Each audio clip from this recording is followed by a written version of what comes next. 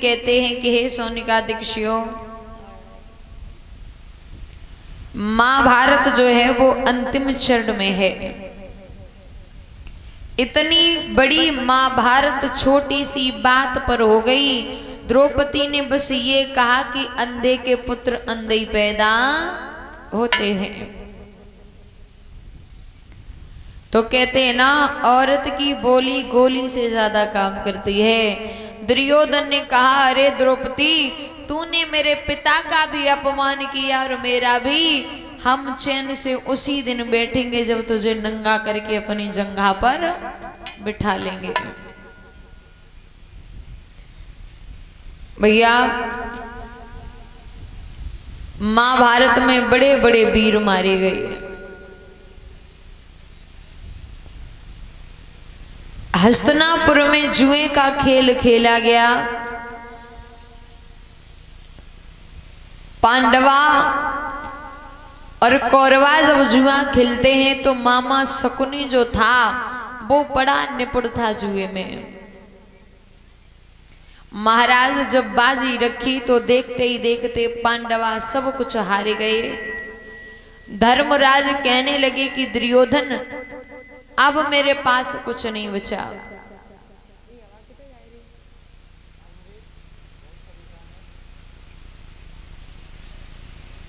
अब मेरे पास कुछ नहीं बचा। मामा शकुनी कहने लगा, अब तक कीमती चीज तो तुम्हारे पास है। क्या? बोले द्रौपदी।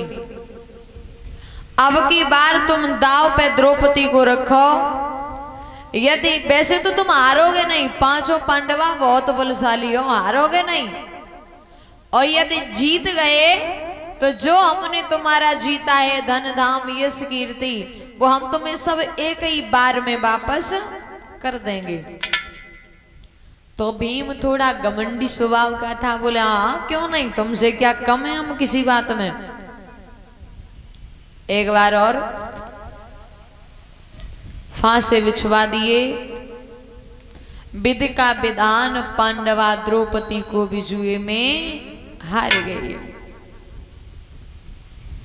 संकेत दिया दुशासन को दुर्योधन ने और कहा, दुशासन, द्रौपदी जिस हाल में बैठी हो उसी हाल में खींच के बीच सभा में लाओ। इसने ये कहा था कि अंधे के पुत्र अंधे ही पैदा होते हैं।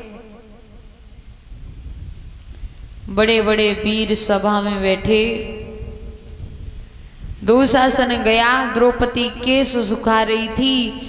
महाराज केस पकड़ के दुशासन द्रौपदी को घसीटता बीच सभा में लाया।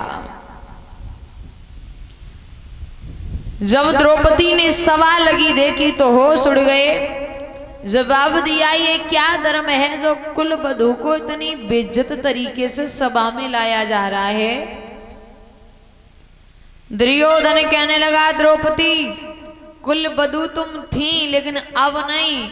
अब हम तुम्हें जुए में जीत चुके हैं। अब तुम्हें हम नंगा करके अपनी जंघा पे बिठा लेंगे। द्रौपदी भीष्म पितामह के पास पहुंची, हाथ जोड़े विनती की और कहा, ये कैसी अनरीति हो रही है। बहू बेटी में कोई अंतर नहीं होता। अगर मेरी साड़ी आज खिंच गई तो हम अपना मुख नहीं दिखाएंगे। पांडवों के पास पहुंची। जब किसी ने भी पुकार नहीं सुनी तब भगवान कन्हैया की याद आई। बोली द्रौपदी की, श्याम, अगर आज मेरा चीर खिंच गया तो इसमें हमारा कुछ नहीं बिगड़ेगा, क्योंकि जब हम इस दुनिया में आए थे तब भी तन पर एक भी कपड़ा नहीं था। और आज अगर नंगे हो जाएंगे तो कोई परेशानी नहीं है। दूसरी बात, लोग ये कहेंगे कि कैसा भाई था जो बहन की साड़ी खिंचती रही, भाई देखता रहा। वो भी छोड़ो, वो दिन याद करो जब तुम्हारी अंगुली कटी थी तो मैंने रेशम की साड़ी फाड़ के तुम्हारी अंगुली को बांधा था। आज नंबर तुम्हारा है। क्या बोली वो दुखिया।